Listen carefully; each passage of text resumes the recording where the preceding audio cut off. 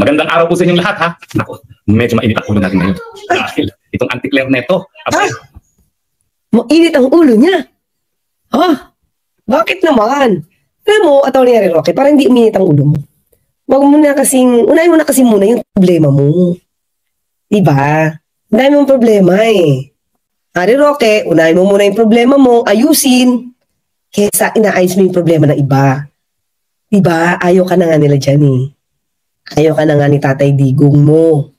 Diba? Pero bakit kailangan mo ipilit ang sarili mo dyan sa Netherlands? At kailangan mo talagang mapakita sa tao at mapakita sa Netherlands na ikaw ay napakamalapit sa mga Duterte. In fact, di ka nila kailangan, according to Atty. Kaufman. Diba? Bakit? Sino ba ang gumagamit kanino? Ginagamit mo ba sila para mapatatili at mapakita sa Netherlands para sa iyong asylum na ako ay Duterte? Para sa Duterte, kaya ako they subject me to a political persecution. When in fact, nilalayo na nga nila yung sarili nila sa iyo. Pero pilit ka pa rin pumapasok. O tulad itong issue na to, di ka naman dito damay. Di ba? Talaga kailangan mong pagpilitan yung sarili mo. O sige, tingnan natin. Talagang hindi ko alam saan nanggagaling ang mga hugot niya. Siyempre, sa records. Hindi tulad ng ibang haka-haka. Magkukwento lang, iba pa yung time. Diba? Sinabi 10:25 to 10:30 a.m. na-meet niya ang Pangulo. Pero dumating pala siya sa Malacanang noong araw na yon, 2:21 ng hapon. Hindi tayo ganun. Lagi dapat merong resibo. Dapat merong ebidensya. Di tulad ng iba, gumagawa ng fake video, fake police report, fake kwento, gawa-gawang mga kwento. Diba? Hindi tayo ganun. Mantakin nyo, sabihin at pinakapalpak daw sa DepEd itong si VP Inday Sara. Hindi ko naman sinabi pinakapalpak. Sabi lang natin, diba, bigyan siya ng pagkakataon, 2 taon, pero yung gusto niyang mangyari, di naman niya nagawa. O di complete failure.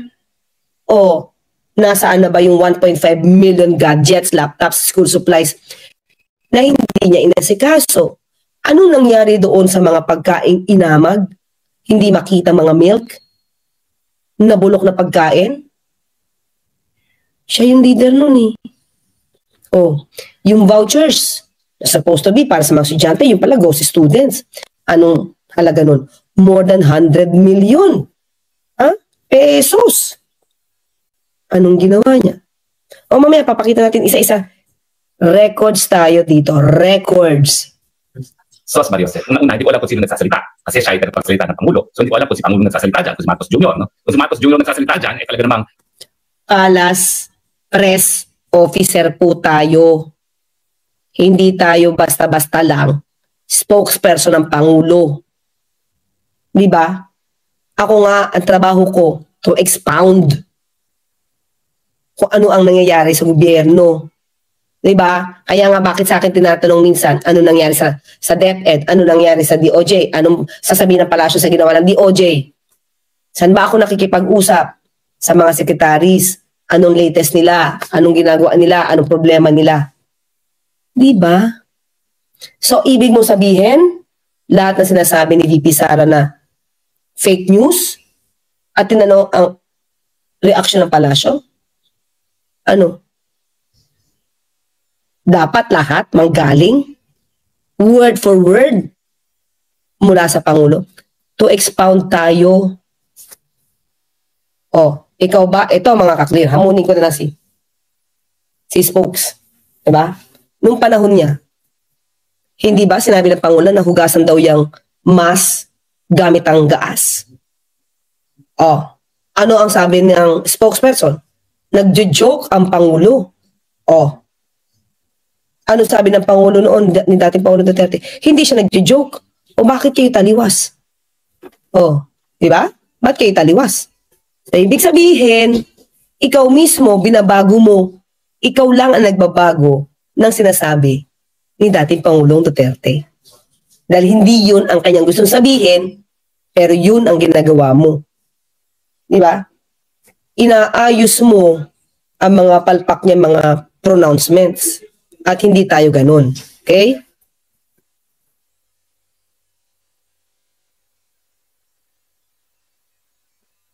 Hindi tayo ganun. Ano ba isang tatrabaho ko? Ipakita, of course. Ano mandato ko? Isa sa mga mandato ko. Maliban sa ipakita kung ano ang nagiging programa ng Pangulo. Diba sabi ko to fight fake news? Isa yun sa mandato ko. Lalo na kung nakakasira ito sa gobyerno dahil nga fake news. Oh. Ang binanggit tungkol sa edukasyon, sakop yan ng DepEd. Diba? So, ano ang programa ng DepEd ngayon? Hindi ko ba ipapaliwanag ang ginagawa ni Secretary Sani Angara? Na siya ang umaayos lahat ng mga kalat na iniwan sa kanya? Ng 8 taon na, 8 taon, panahon ni dating Pangulong Duterte at ang 2 taon under kay VP Sara ng DepEd. Ang DepEd 8 years. Oh, yung laptops. Sabi ko nga, 2020 pa to. Hindi ginawa ng paraan ni VP Sara para ma-distribute yung mga laptops na yan. Sino umayos? Secretary Angara. Diba? Yung vouchers na fake. Vouchers na fake. Na lumalabas na ghost students. Sino nakadiscover? Si Secretary Angara. Bakit? Ano bang utos ng Pangulo? Ayusin ang DepEd. Ayusin ang edukasyon. The problem is, instead na mag-move forward ang DepEd under Secretary Angara, di ba? Dapat moving forward na mas maganda na inayos pa yung kalat na nakaraan Di ba? Instead na hindi na problemahan yung 1.5 gadgets, school materials, laptops. Inaayos pa para ma-distribute. Na supposed to be dapat, noong 2020 pa, nagawa. At nung panahon din ni dating DepEd Secretary Sara Duterte, dapat nagawa na para hindi na problema ngayon. Oh, yung vouchers na fake, kumaayos yan. Tatrabahuhin pa ba yan ni Secretary Angara? Hindi na, di ba? Dapat moving forward na hindi, bumabalik. Kaya masasabi mo, hindi nagmo-modernize. Bumabalik kasi yung kalat nyo, nililinis. 8 years. DepEd, mga kalat na yan, nililinis ngayon. Pati nga yung flood control projects ngayon Oh, dapat linisin din Hindi lang nung panahon ni Pangulong Marcos Jr., pati yung nakaraan. Dapat makita kung talaga may ghost projects din doon. O, di ba? Okay, tuloy tayo kay Atty. Harry Roque. Yung binanggit ni Inday Sara nung siya ay nagsumitin ng kanyang pagbibiteo, pinipilit siyang magbiteo. At ang sinasabi pa nga is, ano bang gusto mo? Saan mo ba gusto maakoy? Patunay na yung sinasabi niyang palpak si Inday Sara sa DepEd ay tanging paningin lamang ni Ante Claire. Yun lang? Porket sinabihan siya ng napaka-gentleman, sige, saan ka ba pwede? Wala siyang tinanggap. Dahil malamang, wala na siyang expertise. Diba? Ayaw ng Pangulo, ayaw nga niyang mabuwag sana yung unity, diba?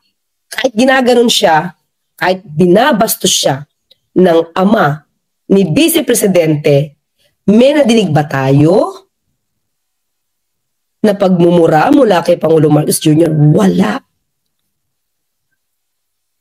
Kahit yung mga kapatid mo, kapatid ni VP Sara, binabastos din ng Pangulong Marcos Jr.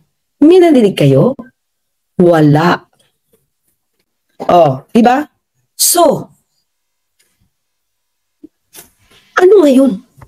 Ano hindi nagawa ngayon ng Vice Presidente kay Pangulong Marcos Jr.?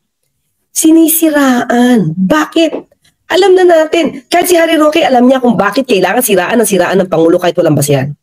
Kasi ang gusto ni Vice Presidente at ni Harry Roque, and they cannot deny this, dapat daw magbitiw ang Pangulong Marcos Jr. sa posisyon at gawin na at ilagay na sa pwesto bilang Presidente. Ito si Vice Presidente, si Vice President Sara Duterte. O di naman yun ang goal nyo. Kaya wala tayong madidinig na anumang magandang salita mula sa kanila. Diba? O sige, tuloy tayo. Ngayon, ang tanong, ano bang kwalifikasyon ni Ante Claire para siya ang maghusga sa performance ni Inday Sara Duterte? Teka lang. Okay? Anong qualification ko?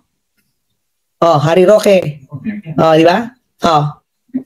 Ikaw, anong qualification mo para sabihin magaling siya? Di ba? Hindi mo ba nadinig? Sinabi niya sa isang speaking engagement niya na hindi siya eksperto sa paggagawa ng matatag curriculum at hindi niya kayang reviewin yun dahil wala siyang expertise. Dahil hindi siya galing sa education sector. Siya umamin na wala siyang expertise.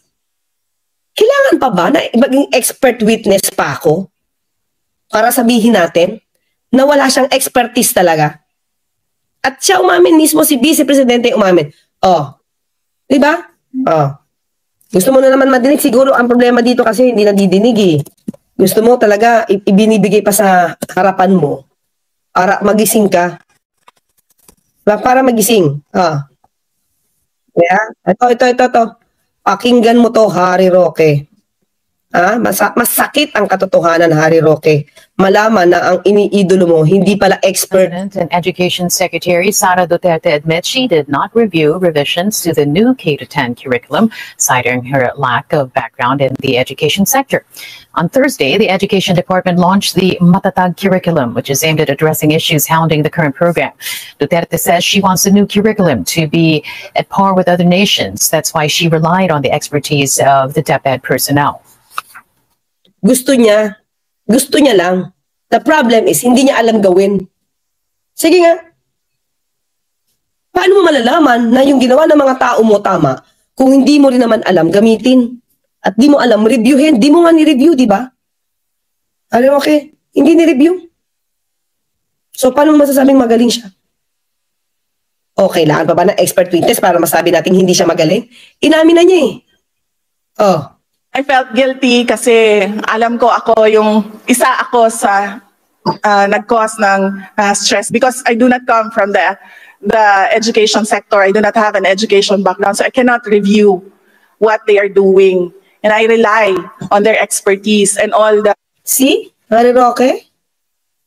Ito ba? Kailangan ba bang i-memorize ito?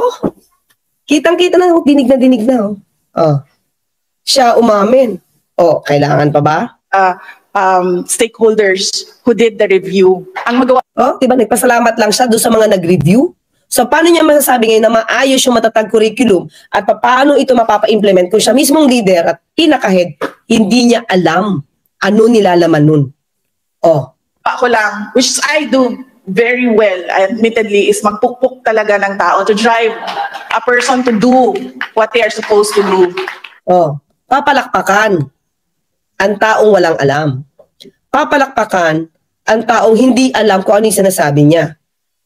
At pinareview niya lang sa mga stakeholders. So, paano mo malalaman kung tama?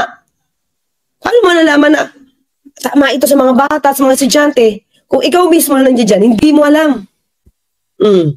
Sige, balik tayo kay Atty. Harry Roque. Gusto pa talaga ni Atty. Harry Roque ipamukha sa kanya. No? Nabulag siya. Ang pagkakaalam ko, abogado nga siya dahil hindi sa Duterte. Pero wala naman siyang specialized training sa bilang isang educator. No? Ibig sabihin ko po, siguro kung ang kulang ay nanggaling sa isang dalubhasa na talagang bihasa pagdating sa larangan ng edukasyon, siguro matatanggap natin yan ganyan sinasabi niyang palpak si Inday Sara sa DepEd. Teka lang, ikaw. Diba? Wala ka namang alam eh. Nagturo ka? Nagturo din ako. Professor ka? Naging professor din ako. Oh.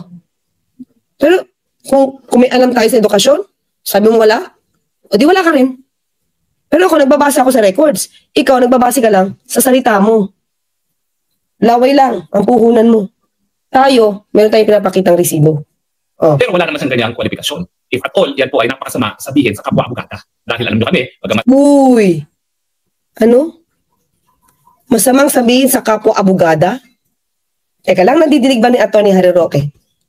Nadidinig mo ba, Atty. Harry Roque, kung paano ka magsalita laban sa akin? Abogada rin ako.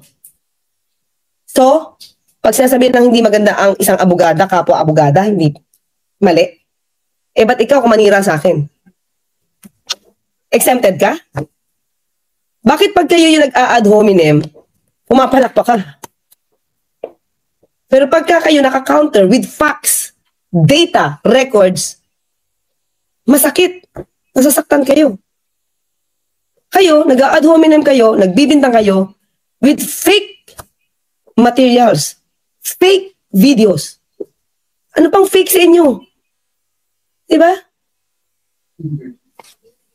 Tapos pag kayo, naka-counter with these pieces of evidence na pinapakita natin, galit na galit kayo. Oh. Tuloy. At iba't ibang mga larangan ng aming pinapasok bilang mga abogado, hindi natatanggal yung pagka-abogado namin. No? Dapat naman may konting respeto sa kapwa-abogado. At alam ko na, Wow, talaga, respeto ah. So, ba't di mo gawin? Ba't di ka rumispeto sa kapwa mo abogado?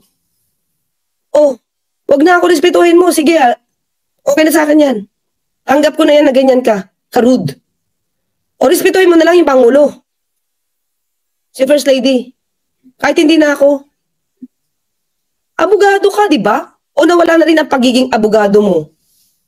Dahil napaka-rude mo. Lahat ng ad hominem, may pasayaw-sayaw ka pa. Dancing like a duck. Talking like a duck. You're like that. Di ba? Nawala na ba yung pagiging abogado mo? Di ba?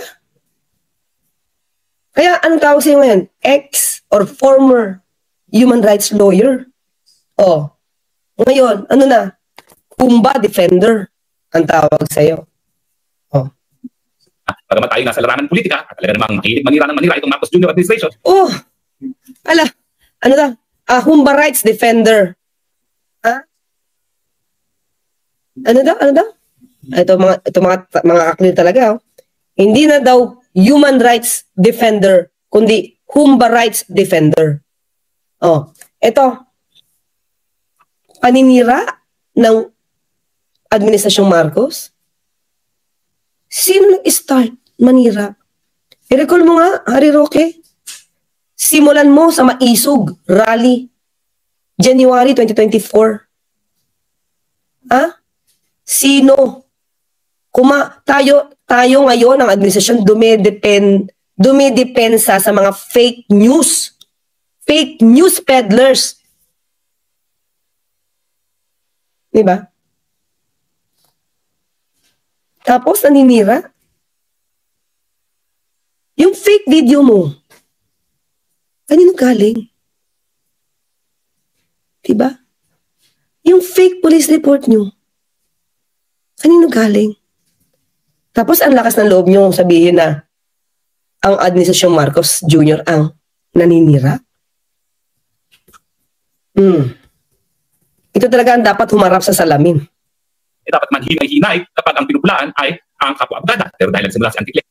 Oh, di ba? Oh, bakit nagsasalita tayo based on facts? Kahit kapwa-abogado yan, hindi ba dapat? Sabi ni VP Sara. Di ba siniraan niya ang administrasyon? Ano sabi niya? Freedom of expression daw yun. So, bakit hindi mo kaya pagsabihan si VP Sara na maghinay-hinay dahil parte siya ng gobyerno? At ang sinisiraan niya ay ang departamento na pinamunuan niya ng 2 taon. Diba? Anong nagawa niya para umangat ang edukasyon, ang education system sa panahon ng 2 taon at 6 na taon ng panahon ng tatay niya? Diba? Simulan natin ang paghihimay-himay niya. Una-una, siya ba'y qualified para mag-assess ng performance ng isang kalihim sa DepEd? Guys, sinabi ko, mga clear, ito na lang ha. Ito na sabihin natin. Hindi na. Ito na lang, basahin natin. Sabihin natin, Harry Roque, magbasa ka ha. Ulitin natin to. This is Feb 9, 2024. Oh. Duterte's incompetent leadership. Di sa atin galing to ha. And misaligned priorities worsen the education system. Huh? Basic education has not improved in the past 2 years under Sara Duterte. Rather than taking concrete steps, Duterte merely resorted to bold yet vacuous pronouncements and mismatched policies. Binasa ko na sa inyo kahapon, at least, di ba? Ano masasabi mo dito? Ayan. Under the leadership of Vice President and Education Secretary Sara Duterte, solving the crisis is impossible because of her lack of technical expertise and deliberately misplaced priorities. Such failure is bound to exacerbate inequalities, restrict opportunities, and constrain national development. Eksperto mga to, Sila nagsasabi. Ito pa. Medyo mahaba ito, mga ka-clear. How Sara Duterte led DepEd for 2 years. Okay? Ayan, education advocates see, okay? Education advocates see Sara Duterte's resignation as an opportunity for President Marcos to appoint a qualified DepEd secretary who will start reforms in the country's learning system. Ulitin natin para madinig ni Harry Roque. Education advocates see Sara Duterte's resignation as an opportunity for President Marcos to appoint a qualified DepEd secretary who will start reforms in the country's learning system. Ayan Ano sabi, she finally, bakit may finally yan? Para wow, at last, nag-resign siya. Diba? Diba? Yan yun.